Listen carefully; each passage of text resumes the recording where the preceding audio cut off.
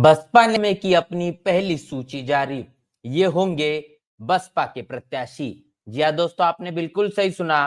मैं हूं पराग महेंद्र, आप देख रहे हैं नेशनल चौपाल। लोकसभा 2024 की चुनाव की तमाम तारीखें अब बहुत ज्यादा नजदीक आ चुकी है। इसके साथ साथ बता दे कि अब इलेक्शन कमीशन के जरिए तमाम चुनाव की तारीखें भी अब साफ कर दी गई है कि आखिर किन प्रदेशों में कितने चरणों में चुनाव होगा और कहां-कहां पर किस तरीके से चुनाव पूरी की पूरी प्रक्रिया होगी। शुरुआत दौर पर बताया गया कि 19 अप्रैल से सिलसिला शुरू होगा और परिणाम आएंगे 4 जून और तकरीबन 7 चरणों में चुनाव होने जा रहा है। ऐसे में अब तमाम राजनीतिक पार्टियों ने अपने प्रत्याशियों की लिस्ट को जारी करना शुरू कर दिया गया है। इसमें बीजेपी ने 195 अपने प्रत्याशियों की लिस्ट जारी कर दी है। कांग्रेस के खेमे से भी 39 से अधिक प्रत्याशियों की लिस्ट को जारी कर दिया गया है।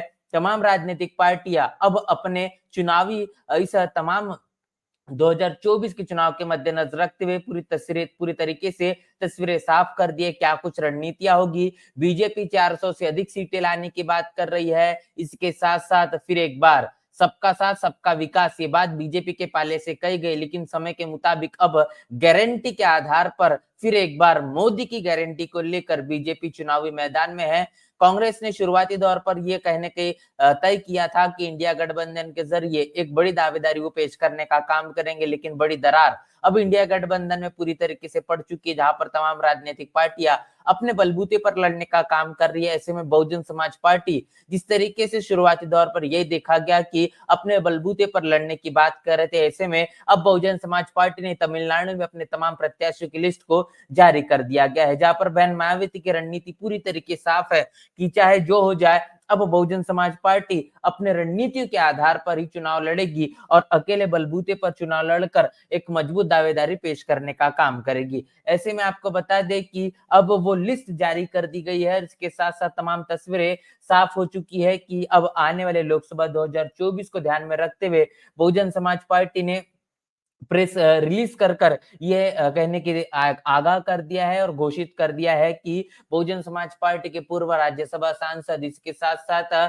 प्रभारी के तौर पर डॉक्टर अशोक सिद्धार्थ जिस तरीके से तमिलनाडु की जिम्मेदारी संभाल रहे हैं, इनके तरफ से बहुजन समाज पार्टी के संस्थापक मान्यवर कांशीराम साहब इनकी जयंती के उपलक्ष्य पर ये तमाम प्रत्याशी की लिस्ट को जारी कर दिया गया है। इसके साथ साथ आपको बता दें कि बहुजन समाज पार्टी के तमिलनाडु के प्रदेश अध्यक्ष आर्मस्ट्रॉन्ग, इनके जरिए भी तमाम जो दिशा निर्देश और इसके साथ साथ डॉक्टर अशोक सिद्धार्थ इनके संयुक्त दिशा निर्देश के आधार पर अब ये लिस्ट पूरी तरीके से जारी कर दी गई है। बता दूं कि तमिलनाडु में तकरीबन 39 सीटें हैं, जहां पर बहुजन समाज पार्टी ने 25 सीटों पर अपनी दावेदारी पेश की है और समय के मुताबिक अब हो ये सकता है कि आने वाले भविष्य में इसके बाद और एक लिस्ट बहुजन समाज पार्टी के जरिए जारी कर दी जाएगी। कुछ नाम जो है वो नाम आपके साथ में मैं साझा कर दूं कि किन किन जगहों पर बहुजन समाज पार्टी ने अपने तमाम प्रत्याशियों को यहाँ पर सुनिश्चित किया है। तो जिसमें से Chennai north, Chennai south, Chennai north से ई इकबाल, चेन्नई साउथ से के प्रकाश रॉबर्ट, चेन्नई सेंट्रल से एम समरान, बुलरुन से के प्रभाकरन, कांचीपुरम से जो कि शेड्यूल कास्ट रिजर्व है इलिया राजा, और इराकोरम से डी पंडियन, वेलोर से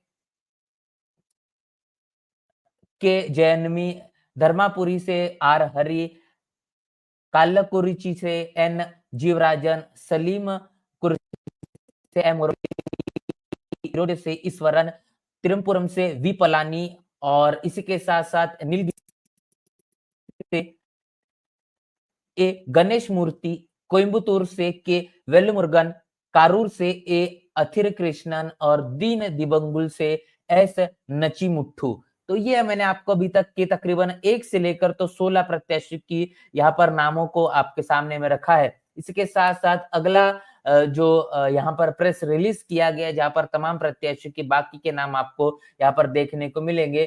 अगले लिस्ट को मैं आपके यहाँ पर जारी कर रहा हूँ। 17वें जो प्रत्याशी है जो कि मयिलादुर तुरल से टी इलो,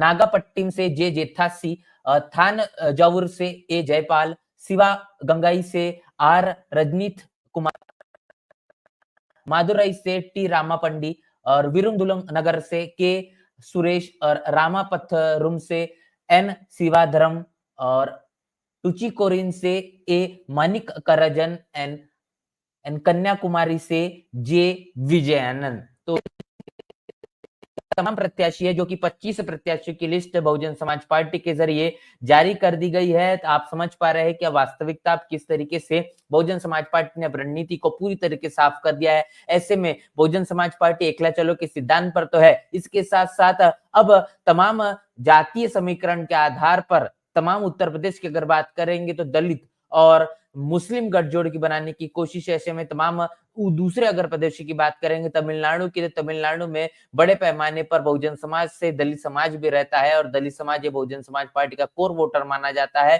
तमाम प्रत्याशियों के और इसके साथ साथ तमाम प्रदेशों के आधार पर बता दे कि दलित वोटर की अलग अलग अपनी अपनी भूमिका है, लेकिन खासतौर पर एक कहने की मजबूत वोट बैंक समय के मुताबिक तमिलनाडु में बहुजन समाज पार्टी का देखने को मिलता है।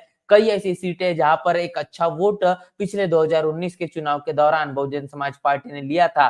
क्या पिछले परिणामों के आधार पर अब इस आने वाले लोकसभा 2024 के चुनाव में कहने के तमिलनाडु से एक निर्णायक और चौंकाने वाले परिणाम देखने को मिलेंगे या फिर नहीं, ये तो वक्त ही बताएगा। इस पूरे के पूरे लिस्ट को जो बहुजन समाज पार्टी तमिलनाडु से जो जारी किया है, इसको लेकर आपकी क्या राय है, प्रतिक्रिया क्या है, लिखकर हमें कमेंट बॉक्स में जरूर बताएं। बने रहे नेशनल चौपाल के साथ, मिलते नए वीडियो में, तब तक के लिए जय भीम।